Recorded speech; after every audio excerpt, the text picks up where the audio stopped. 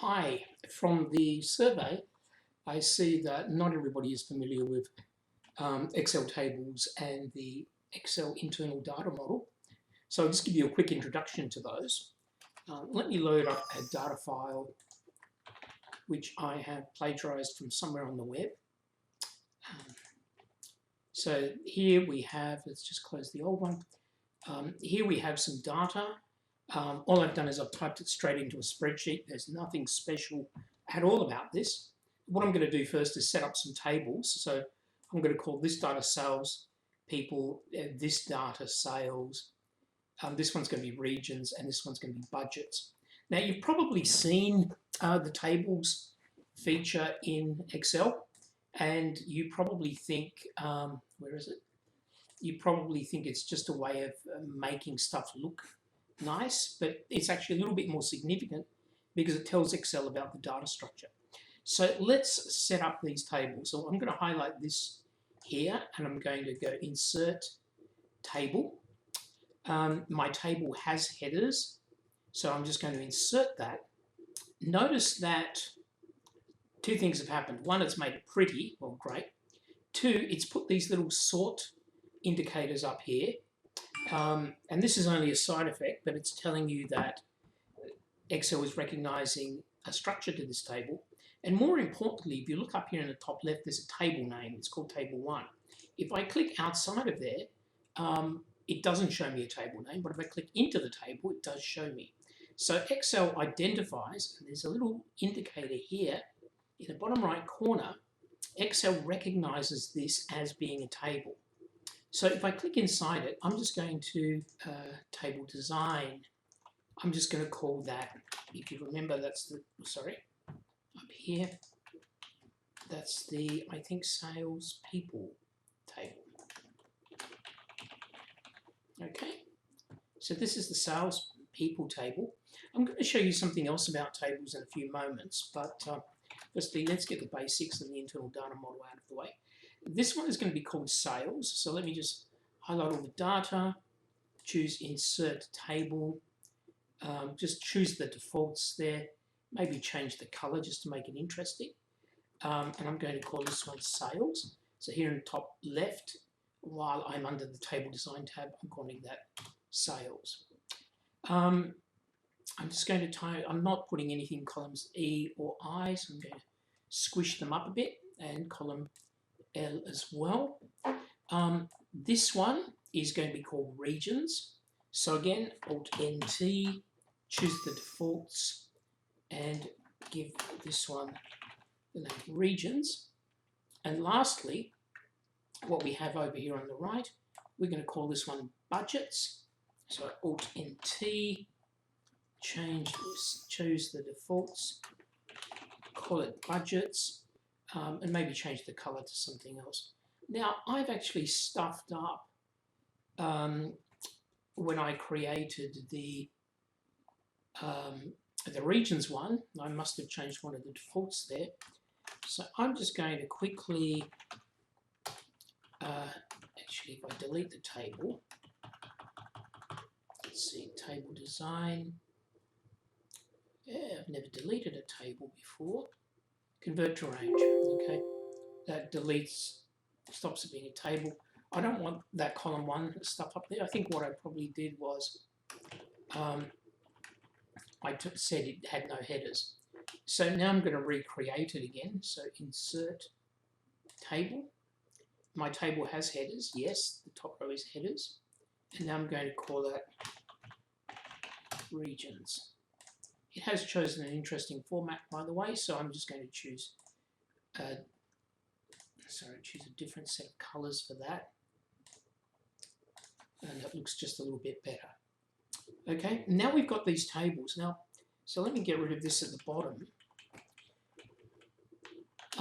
Now, before I show you the internal data model, let me just show you something about the way that tables work. So I'm going to grab a copy of this. So this is a copy of the original one. And I'm going to get rid of these ones. So I'm just going to go, where was I? table design, convert to range, table design, convert back to a normal range, and click inside this one, table design, convert to a normal range. Now that these are a normal range, I'm just going to delete these columns because what I want to show you, I can show you just with one table. Let's actually set this up so that instead of region, I'm going to put a formula in here and I'm going to call it, by the way, this table, because it is a copy of this original table, clearly can't have the same name as this, right? So this one was called salespeople. So when I copied it into a new sheet, notice the name subtly, it's changed to salespeople 7. So it identifies this as a table totally separate from the original one. I'm going to call this compound because what I'm just going to do is I'm going to take the first name and I'm going to combine it with the last name. Oh, and normally when it's a table, the formula copies down.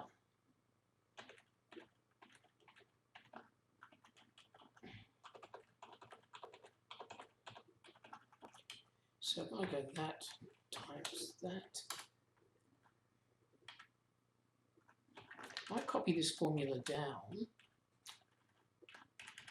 Okay, something weird happened there. Anyway, if I enter a new row, notice that Excel has moved this little indicator down.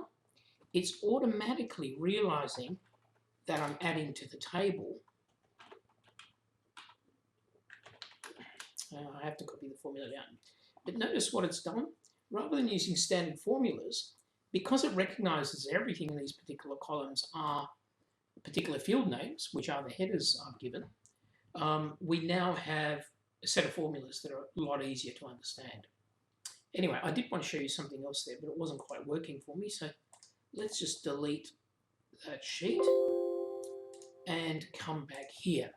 Now, what can we do once we have the data? Let's scrunch up these. You know what's there, so no need for it to be that wide.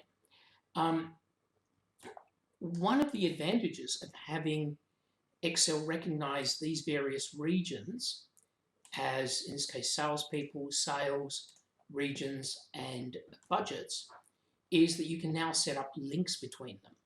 So if you go to data, and these links can be used in pivot tables, okay, so this is where we're going with this. If I choose relationships, I'm going to create essentially 1, 2, possibly 3 relationships, I think, here. Okay, so we know that the sales table, sorry, let's start with salespeople. No, let's start with sales. The foreign key, so the foreign key is column G here. It basically says who's the salesperson that sales related to. Now, which table is salesperson information in? It's in the salespeople one. And the primary key there is column A, the salesperson. So we've established a link between the first 2 tables. Now, we can also establish a link between the salesperson and the region in which they operate. Okay, so we can go new. We are going to say that salespeople, the foreign key is the region, is related to the regions, and the related column is the region. Now we have 2 relationships, and the third relationship we have is between the regions and the budgets. So let's create a new one. The region, actually, yes, well, it doesn't matter which way around we do it. I don't think regions, the region variable, matches to the budgets and the region variable. Hopefully I haven't broken it here. So we've got 3 relationships that tell us how these fit together. Okay, I can manage, oh, no, I'm not going to do that. Now, what can I do with this? What's the point of having the data structured like this? Well, firstly, if I add additional rows here, let's add somebody. Let's add me. a fake surname and put me in the East region. And let's make me a salesperson somewhere. Let's make me this one.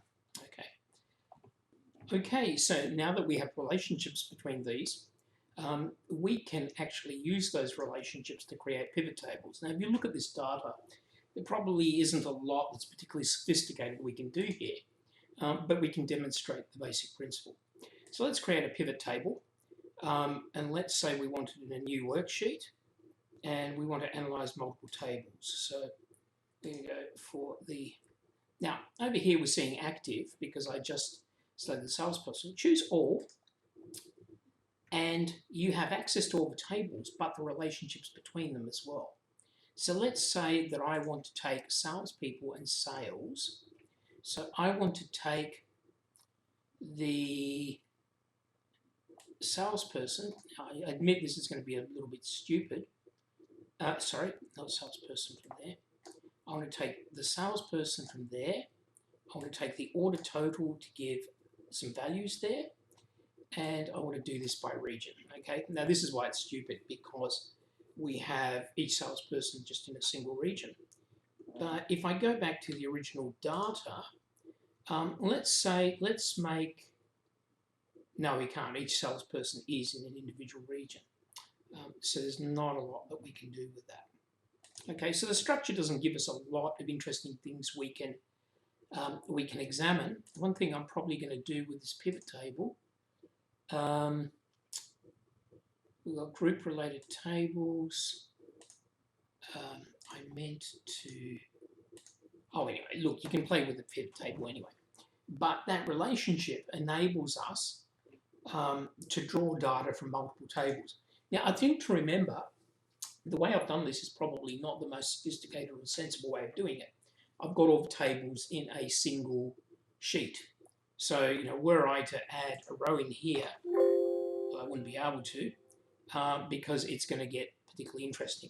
So as a general rule, if you are setting up data like this, you would probably have each table in a separate sheet, which makes a lot more sense.